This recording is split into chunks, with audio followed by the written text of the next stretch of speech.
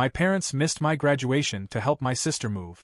Now they are crying because Ryan had spent his entire life feeling like a shadow cast by his younger sister, Jenna. From the moment she was born, she became the sun his parents orbited around, while he was left in the cold, ignored, and pushed aside.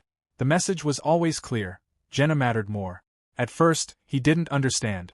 As a child, he thought maybe all older siblings felt this way, that it was normal to be overlooked in favor of the baby. But as the years passed, it became evident that this wasn't some innocent case of babying the youngest, it was outright favoritism. A blatant, undeniable reality that colored every interaction in their family. Ryan excelled in school, always pushing himself, desperate for the approval that never came. When he was in middle school, he spent months preparing for the district-wide math competition. He stayed up late, practiced relentlessly, and poured his heart into his work. The day he won first place was supposed to be one of the happiest of his life. His teachers congratulated him, his classmates cheered, but when he ran home, excited to tell his parents, their response was a half-hearted, "Oh, that's nice." They barely even looked up from whatever they were doing. Not a single word of praise, no celebratory dinner, not even a picture for the family album. That same evening, Jenna managed to do a cartwheel for the first time, and the house was filled with cheers and applause as if she had just won an Olympic gold medal. That night, Ryan lay in bed, staring at the ceiling, wondering what it was about him that made him so unworthy of their attention. By high school, the favoritism became crueler. His parents didn't just ignore his achievements, they actively dismissed them. When he graduated, it should have been a proud day, a moment where he stood on the stage, diploma in hand, feeling like he had accomplished something meaningful. Instead, his parents showed up 20 minutes late, casually strolling into the auditorium as if they had all the time in the world. They had been at Jenna's volleyball game. It wasn't even a championship, just some random match. But, of course, it was more important than their son's high school graduation.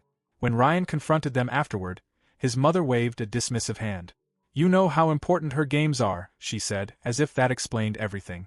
As if his years of hard work meant nothing in comparison to Jenna's ability to hit a ball over a net. The worst part? They didn't even pretend to feel guilty. They didn't say, "Sorry, Ryan, we should have planned better." They didn't acknowledge the hurt in his eyes. They just moved on, talking about Jenna's game, completely unaware, or worse, uncaring, of the pain they had caused. College was supposed to be his escape. He had spent years working towards it, believing that maybe, just maybe, getting into a good school would finally make them proud. He checked the mailbox every day, heart pounding in anticipation. And then, the letter came. He got in. He held the acceptance letter in his hands, his fingers trembling as he read the words over and over, making sure he wasn't dreaming. This was it. This was the moment they would finally see him, finally acknowledge that he was worth something. But when he ran inside to tell them, they barely looked up. Jenna had just been asked to prom. That was what mattered that day. Not Ryan's college acceptance, not the years of work that had led him to that moment. His father gave a distracted nod, his mother muttered, "That's great, honey," before immediately launching into a conversation with Jenna about dress shopping and dinner reservations. Ryan stood there, the letter crumpling in his shaking hands, his throat tight with unspoken words. He wanted to scream. He wanted to ask them why. Why was he always second? Why was he never enough? But he knew the answer already. Jenna was special. He was not. At 19, he finally gathered the courage to talk to them about it. He spent days thinking about how to phrase it, trying to find the right words that would make them understand. He wasn't asking for favoritism, just fairness, just acknowledgement. He sat across from his mother, his hands clenched into fists beneath the table. "Mom," he started, his voice steady but strained. "Do you even realize how differently you treat us?" She frowned, setting down her coffee cup. "What do you mean?" Ryan inhaled sharply, feeling the years of resentment clawing at his throat. "I mean that you never care about anything I do. I've worked so hard, and it's like it doesn't even matter to you. But Jenna can do the smallest thing, and you act like it's the greatest achievement in the world." His mother sighed, looking genuinely confused. "Ryan, that's not true." "It is," he snapped. "You barely even acknowledged when I won that math competition. You missed most of my graduation because of her volleyball game. I got into college, and you didn't even care because she got asked to prom." His mother shook her head, an exasperated look crossing her face. "Ryan, why are you making such a big deal out of this?" "Because it is a big deal." His voice cracked, years of frustration bleeding into his words. "I just want to know, why am I never enough for you?" She sighed again, this time with more irritation than confusion. "Ryan, you're being selfish." Selfish. The word hit him like a slap to the face. He felt his breath hitch, his heart pounding so hard it hurt. Selfish? For wanting to be treated like he mattered?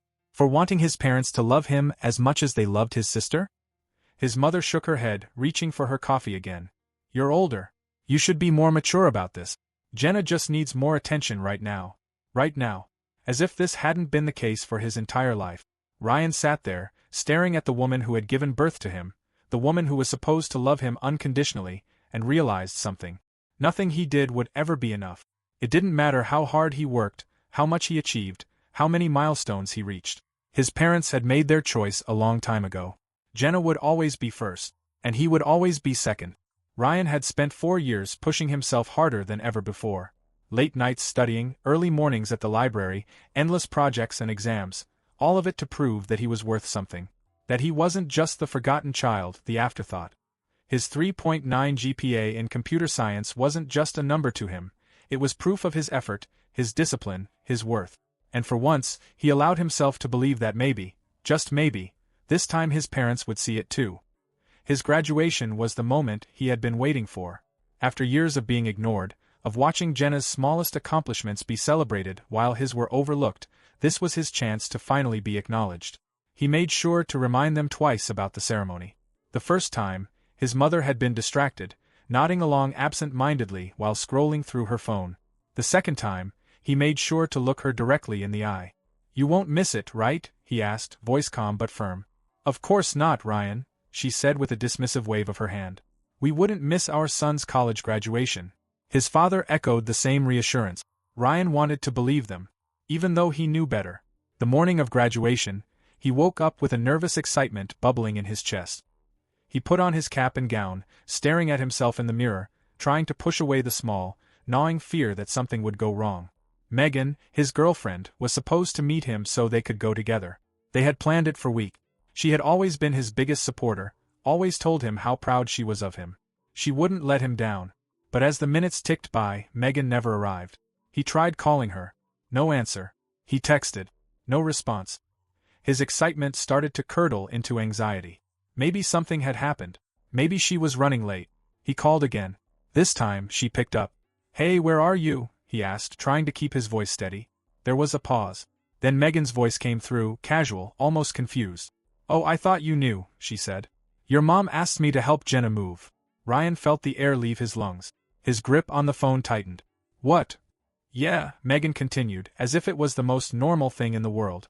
"She said you'd understand. Jenna's housewarming party is today, and they needed an extra hand." Ryan barely heard the rest of what she was saying. His vision blurred. His heart pounded in his ears.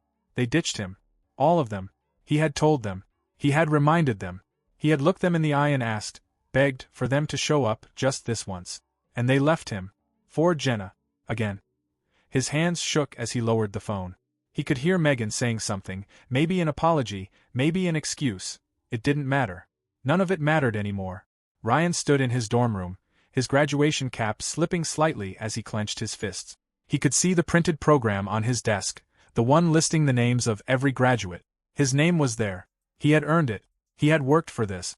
But in the eyes of his family, it meant nothing. He should have expected it. He should have known. But the pain still hit like a knife to the chest.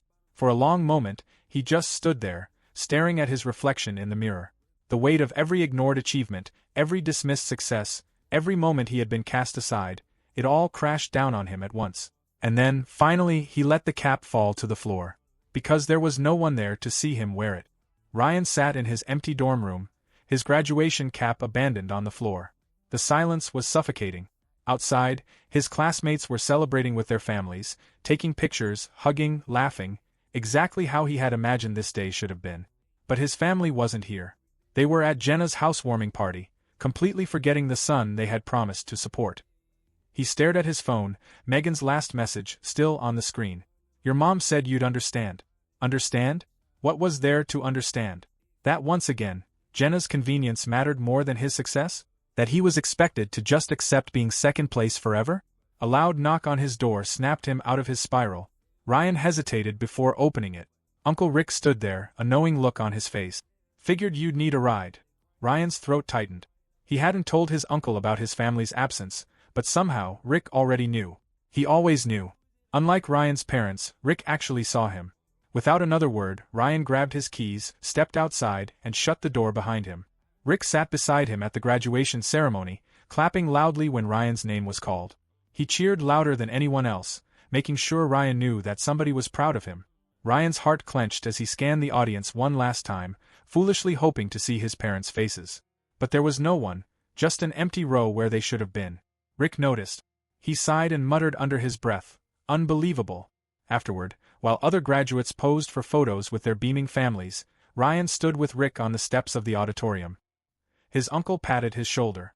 "Come on, kid. Let's celebrate properly." The steakhouse was one of the nicest in town, the kind of place Ryan had never been to before. He felt out of place, still wearing his graduation gown while surrounded by businessmen in suit. But Rick wasn't fazed. He ordered the most expensive steak on the menu and insisted Ryan do the same. Halfway through the meal, Rick pulled out an envelope and slid it across the table. Ryan hesitated. "What's this?" "Open it." Inside was a check for $50,000. Ryan's hands trembled. "Rick, Don't argue," his uncle said firmly. "This isn't charity. It's an opportunity." Ryan swallowed hard. Rick leaned forward, his expression serious. "I set up an interview for you. Tech firm in Seattle. Good people, great pay, fresh start." Ryan could barely process what he was hearing. You did this for me?" Rick smirked. "Someone had to." Ryan exhaled sharply, trying to keep his emotions in check. He wasn't used to being put first. Rick took a sip of his whiskey, then looked him dead in the eye. "Take the money, take the job, and get the hell away from people who don't appreciate you." Ryan felt something inside him break. The years of neglect, the years of being second best, the years of convincing himself that maybe, just maybe, his parents would finally see his worth. They never would, and he was done waiting. That night, Ryan posted a single photo on Instagram.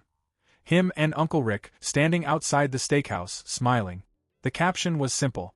"Thanks to the only one who showed up." Then he turned off his phone, and for the first time in his life, he felt free. Ryan stepped off the plane in Seattle with nothing but a suitcase and the determination to never look back. The crisp air felt different, cleaner, freer, like he could finally breathe. No more walking on eggshells, no more waiting for validation that would never come. This was his new beginning. Within a month, he had secured a sleek apartment downtown, the kind of place he never imagined he'd live in. Floor-to-ceiling windows, city lights stretching beyond the horizon, silence that wasn't filled with his parents' dismissive voices. His new job paid him more money than he had ever seen in his life, 6 figures straight out of college. He buried himself in work, proving himself in a company that actually valued his skills, and within weeks, his boss was already hinting at bigger opportunities. But before he could fully step into this new life, he had to do one last thing. He deleted his old social media account. Every trace of his past gone. Then, he changed his phone number. The first week, he kept his old phone on just to see. The messages poured in, one after another. His mother, his father, Jenna. "Mom, Ryan, where are you? You need to stop being so dramatic." "Dad, ignoring your family? Really mature."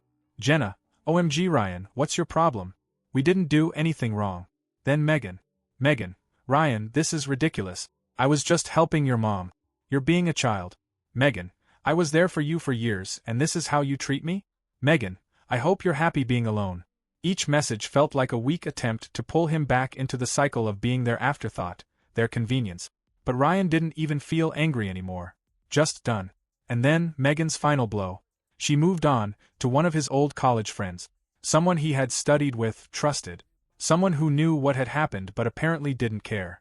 Ryan saw a tagged photo of them together, all smiles. And for a moment, he wondered if he should feel something, jealousy, betrayal, bitterness. But he felt nothing. Because she was nothing to him now. Just like his parents. Just like Jenna. The only person who mattered was Uncle Rick. Rick called him a few weeks later, his usual gruff voice coming through the line. "You settling in, kid?" Ryan leaned back in his office chair, looking out at the skyline. "Yeah. It's different. But good." Rick chuckled. "Good. And the family?" Ryan exhaled. "Still blowing up my old number. Still acting like I'm the problem." Rick sighed. "They'll never get it, Ryan. People like that never do." Then, after a pause, "But you did the right thing." Ryan nodded, even though his uncle couldn't see it. "I know." Then Rick gave him the only advice that mattered. The best revenge is success. And Ryan was finally winning. 2 years had passed. 2 years since Ryan had packed his life into a suitcase and left behind the people who had never truly seen him. 2 years of working late nights, proving himself in the competitive world of tech, and climbing the corporate ladder faster than anyone had expected. By 24, he had already been promoted twice. His bank account had more money than he had ever imagined, and for the first time in his life, he was respected, valued. He was someone, and he had done it all without them. His parents, Jenna, Megan, the people who had once made him feel invisible, who had discarded him without a second thought. He hadn't heard from them in months, not since changing his number and wiping his social media. Until now. The first message came through LinkedIn. "Dad, let's discuss potential collaboration opportunities." Ryan stared at the screen, barely able to suppress the bitter laugh rising in his throat. Collaboration opportunities?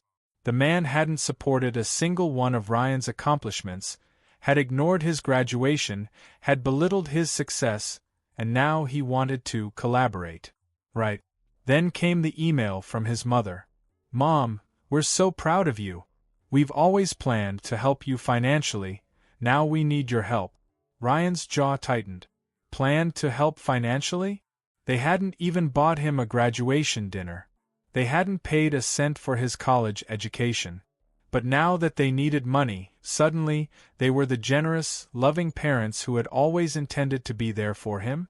He closed the email without responding. And then, the final insult, Jenna. "Jenna, Dad's business is failing. I know you're doing well. Maybe you could help?" It was almost funny. When they had money, he had been nothing to them. But now that they were struggling, now that their perfect little world had crumbled, now they remembered him. Ryan didn't even need to ask what had happened. He already knew. His dad's business had collapsed. Years of mismanagement, arrogance, and assuming success was guaranteed had finally caught up to him. They had lost everything. The big house, the cushy lifestyle, the security they had taken for granted. Jenna had dropped out of grad school, likely because the endless handouts had dried up. And now they expected him to clean up the mess.